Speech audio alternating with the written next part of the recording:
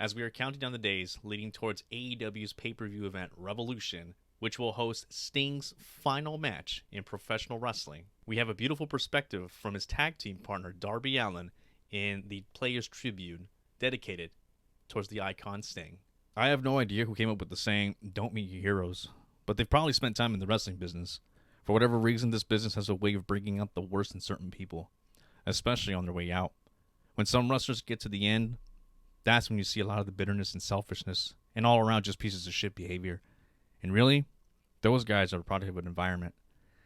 They saw the guys before them take instead of give, so they feel entitled to pass that down. It's a shitty cycle. When I got paired with Sting, I didn't know what to expect. It's funny. For weeks, they had me up in the rafters, and I wasn't sure why. You'd think I would have put two and two together, but I didn't. I was just like, sit in the rafters? Okay, cool. But then at some point, someone said, "Yo, you know why we're doing this, right? Sting's coming." And I just remember thinking how crazy that sounded. Like I couldn't process it. Sting?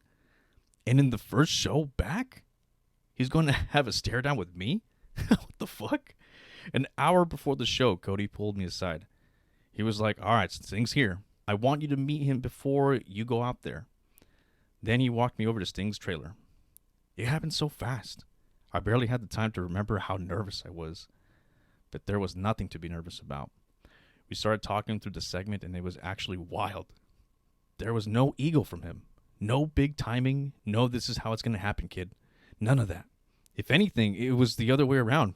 He was asking me how it's going to happen, and if I was okay with this, or this, and if everything was cool. We're talking about a guy who's headlined some of the biggest shows ever, made shitloads of money, been on top longer than I've been alive. He's showing up for this massive return, and his main concern is that I'm feeling comfortable?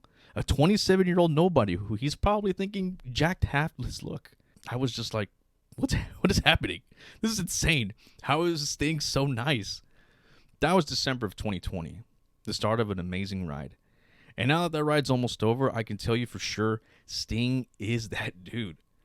For the last 3 years, no matter what situation we were in, he has always been the same person I met in that trailer. And I think that's part of why he's done so well here. He could have easily come to AEW and just said, "Fuck off, I'm Sting." Hit a Scorpion Death Drop or two and gone home. People would have still loved him. The checks would have cleared.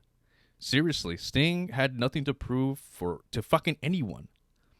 But he worked his ass off and he proved something anyway. To the fans, to the locker room, to the business, and I'm guessing most of to himself. Not in some bullshit "you still got it" kind of way, but in this much more powerful way of like taking back what was stolen from him, which is the right to retire on his own terms. He went out and fucking did that. I respect him so much for it. And now we're here. Sting's dad passed away recently, which you probably know, only a couple weeks before his final match. You probably also know that Sting's sons have been a part of the story we've been telling over the last month and a half. And I've been thinking a lot about that as the match has gotten closer. I've been thinking about what a legacy is, and what a career is, and even what a life amounts to. For someone like Sting, it's impossible to wrap your head around. The guy has been loved by literally millions of people across 5 decades.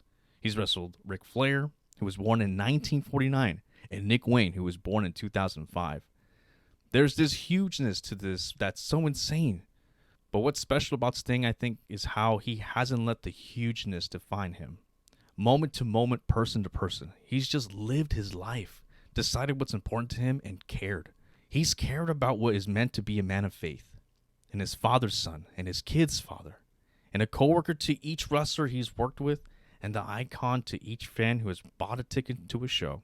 And for the last 3 years, he's cared about what it's meant to be my mentor, my partner, my friend. He's cared about what it's meant to be all of that, deeply. And with some fucking integrity. That's Sting's legacy to me. And that's what we're celebrating on Sunday. But we're also celebrating Sunday on a Sunday. Man, I know it's such a small part of Sting's career in the big picture, this one match, but I'm so glad it's happening. So many guys end their careers on the worst possible note. Either the business embarrasses them, or they embarrass it, or both. It's depressing. Like I said, wrestling can be a shitty cycle. And if there's one last chapter of Sting's legacy that gets written, I hope it's this. Cycles can be broken. The wrestling business, it actually can treat older wrestlers with respect and not spit them on their way out. And older wrestlers, they can actually give instead of take. They can go out with grace and not like a bitch. Before the match, I'm going to tell Sting the same thing I've been telling him this whole time, which is have fun. That's it. That's the one rule. Nothing else matters. After that match, I'm going to tell him the one thing there's left to say. Thank you. I didn't just get to meet my hero. I got to find out he's a hero worth having. And it was an honor, truly. It's been the time of my life. To paraphrase Tony Schiavone, it's fucking Sting. And that was Darby Allin's beautiful perspective of the icon Sting.